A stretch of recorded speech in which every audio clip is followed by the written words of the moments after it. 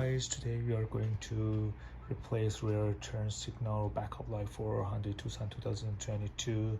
To access to the bulb, we need to go underneath the vehicle, so I will back. Now we are underneath the car, so again it's for Hyundai Tucson 2022.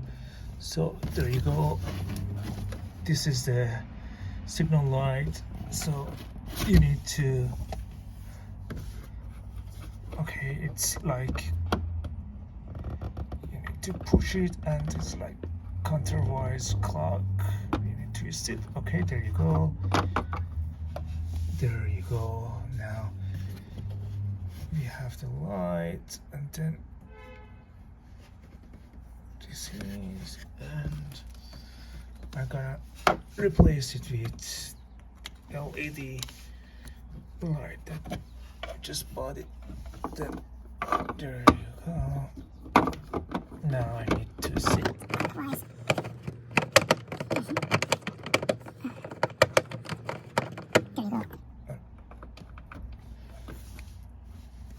This is for signal, and the other one for if you want to change it for backup light. This is for backup light as well. Hope it works for you guys, and thank you.